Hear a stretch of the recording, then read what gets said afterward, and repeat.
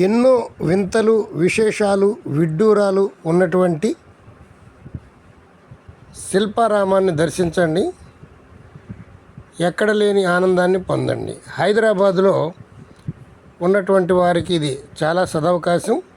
ఎప్పుడైనా మీ బంధువులు హైదరాబాదులో ఉంటే వెళ్ళినట్లయితే ఈ శిల్పారామాన్ని తప్పనిసరిగా చూడండి.